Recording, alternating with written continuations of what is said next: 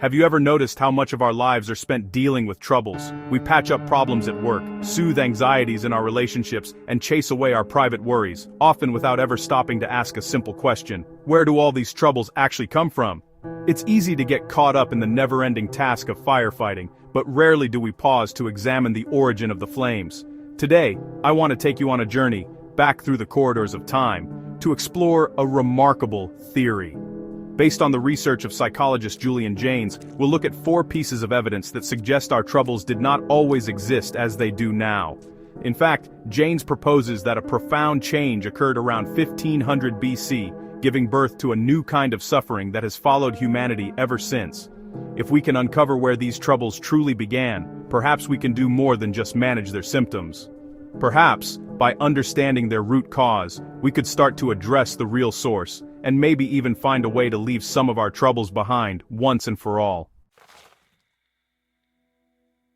Let us begin by peering into the earliest records of human civilization. In the clay tablets and epic tales of Sumer and Akkad, there is something striking in its absence: a lack of demons. These ancient people, whose lives were rich with gods and rituals, did not seem to fear evil spirits lurking in the shadows, nor did they describe being tormented by invisible forces whispering harm into their ears. But then, a curious transformation begins to unfold around 1500 BC. Suddenly, demons appear. First, at the fringes, then, everywhere. These new entities are not gods, they are tormentors. They slip into dreams, disturb waking life, and are blamed for ailments of the mind and body that were once attributed to other causes. It is as if the darkness itself has taken on a new form, and humanity has begun to perceive threats from within, not just from the world outside. The reaction is swift and dramatic. Exorcisms become common practice, not just among priests, but in households and communities. Elaborate rituals are developed to drive out these invisible tormentors. Incantations, amulets, and charms are carried as shields against the unseen. Where once there was reverence and awe for the divine, now there is fear. Fear of possession, fear of losing control, fear of being overwhelmed by forces that cannot be seen or reasoned with. This new focus on supernatural affliction marks a turning point in the story of human suffering. It is no longer enough to placate the gods. Now one must be vigilant against the ever-present danger of inner torment. The world becomes a battlefield, not just between people and nature, but between people and invisible enemies within. Why did this shift happen? Jaynes's research suggests that something fundamental changed in the minds of people living at this time. The appearance of demons in literature is not just a detail of mythology. It is evidence of a new way of experiencing the self, a new vulnerability to distress that was unknown before. From this moment on, human beings would carry new burdens, private anxieties, inexplicable fears, and a sense that the troubles they faced were not just external, but internal as well. The demon, once absent, became a symbol of the battles raging inside the human mind. As we reflect on this transformation, we can't help but wonder, are our present-day struggles, those silent personal battles, descendants of this ancient shift? And if so, what caused it? The arrival of demons in the human story is the first piece of evidence that our troubles may have a single, traceable origin. Now, let us turn our attention to a different kind of supernatural being, the angel. For many, angels are comforting symbols, guardians who watch over us and carry our prayers to the heavens. But if we look closely at the record of human history, we find that angels, too, were conspicuously absent from the earliest stories. In the myths and poems before 1500 BC, gods walked among men, directly intervening in human affairs. There was no need for intermediaries. The divine was immediate. Its presence felt in every ritual and omen. But after 1500 BC, a subtle distance appears. The gods become remote, inscrutable, and silent. In their place, angels emerge, messengers sent between heaven and earth bearing commands, warnings, and reassurances. The sudden arrival of angels is more than just a religious innovation. It is a sign of a changing spiritual experience, where once people heard the voices of gods directly, now they rely on intermediaries, as if the line between the divine and the human has become blurred or obstructed. Why did people suddenly need messengers? Jaynes suggests that the inner voice, the guiding presence once attributed to the gods, became less reliable, less audible. In response, humanity created new figures to bridge the gap, to explain why the world no longer spoke to them as it once had. With angels comes a new anxiety, the fear of being cut off from guidance, of being left alone to navigate a world that has grown silent and cold.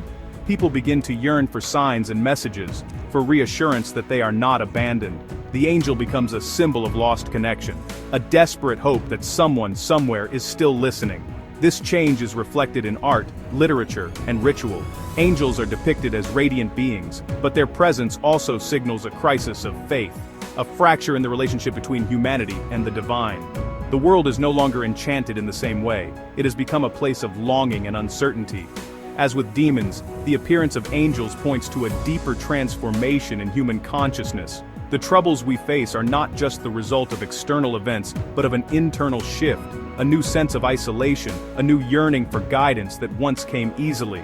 The story of angels, then, is the story of a lost connection, and of the longing and anxiety that arise in its absence. It is the second piece of evidence that something profound changed around 1500 BC, something that continues to shape the way we experience trouble today. Let us now consider the emergence of prayer, a practice so familiar to us today that it seems timeless. Yet, if we trace the history of prayer, we find that it too is a relatively recent invention. Before 1500 BC, prayers as we know them today, personal private pleas for help, are virtually unknown. In the most ancient rituals, communication with the gods was communal, ceremonial, and structured. Offerings and sacrifices were made to fulfill obligations, not to beg for mercy or relief. But as we cross the threshold of 1500 BC, something shifts. Prayer becomes personal, urgent, and sometimes desperate. People begin to pour out their troubles, asking for help with illnesses, anxieties, and misfortunes that seem to come from nowhere. This new kind of prayer reflects a new kind of trouble. The world has grown less predictable, and the old certainties have faded. People are no longer content to perform rituals. They seek direct intervention, comfort, and reassurance. The gods are no longer close at hand. They are distant, and their favor feels uncertain. Prayer, in this new form, is both an act of hope and an admission of helplessness. It is a response to anxiety, to the feeling that the world is no longer under control and that suffering can strike without warning. The flood of personal prayers in ancient texts marks a turning point in the emotional life of humanity, a turn toward introspection, vulnerability, and a search for meaning amid chaos. Jane sees in this change the fingerprints of a deeper transformation. The inner voice that once guided action has become faint, and the self is left alone with its troubles. Prayer is an attempt to bridge the gap, to regain the sense of guidance and comfort that has been lost. In this light, the rise of prayer is not just a religious development, it is a psychological one, a reflection of a new kind of suffering that springs from within. We see people struggling not just with enemies and disasters, but with their own fears, doubts, and desires. The emergence of prayer is the third piece of evidence that our troubles have a singular origin, a shift in the way we experience ourselves and the world. It is a practice born of anxiety, of longing for help that once came from within, but now must be sought from without. Prayer, then, offers both solace and evidence, a window into the troubled minds of people forever changed by an event we are only beginning to understand. The final piece of evidence emerges not from the realm of spirit, but from the brutal reality of war. In the centuries before 1500 BC, conflicts were frequent but limited. Small-scale disputes fought for territory, honor, or resources. The stakes were high, but the violence was controlled, the destruction contained. But something changes as we enter the late Bronze Age. War becomes larger, bloodier, and more merciless. Armies swell in size, led by kings who seek not just victory, but domination and terror. The names of rulers like Tukulti-Ninurta I echo through history, not as defenders, but as conquerors who unleashed suffering on a scale never before seen. What drives this escalation? Jane suggests that the same internal transformation that gave rise to demons, angels, and prayer also unleashed new ambitions and fears. Leaders become obsessed with power, driven by voices that urge them to greater and greater violence. The wars they wage are not just for survival, but for annihilation, for the sheer assertion of will. The ancient texts are filled with descriptions of sieges, massacres, and atrocities, deeds committed not in the heat of passion, but with cold, deliberate intent. The psychological distance that once existed between ruler and ruled collapses, and entire populations are swept up in cycles of conquest and retribution. This new kind of war brings with it new kinds of trouble. Civilians are no longer spared, cities are razed, and survivors are enslaved or exiled. The trauma of mass violence leaves deep scars, not just on the body, but on the psyche. The world becomes a more dangerous, unpredictable place, and the sense of security that once bound communities together is shattered. Jane sees in this violence the outward expression of an inner turmoil, the same forces that brought demons and angels into being, that inspired desperate prayers, now drive men to unleash destruction on their fellow humans. War, in this new form, is both a symptom and a cause, fueling further anxiety, further suffering, and further disconnection from the world as it once was. The transformation of warfare is the fourth piece of evidence in Janes's argument. It shows us that the troubles we face are not just personal, but collective, rooted in changes that affected every aspect of human life. The wars of the late Bronze Age marked the birth of a new kind of suffering, one that still haunts us today. As we face our own conflicts, both great and small, we must ask, are we still fighting the same battles that began over 3,000 years ago? And if so, is it possible to find peace, not just on the battlefield, but within ourselves? As we have seen, Julian Janes's evidence points to an astonishing possibility that all of our modern troubles, anxieties, loneliness, violence, and spiritual longing may trace back to a single turning point in history. Around 1500 BC, something changed in the human mind, and the world has never been the same. Demons, angels, prayer, and war are not just historical curiosities. They are signposts pointing to a shared origin.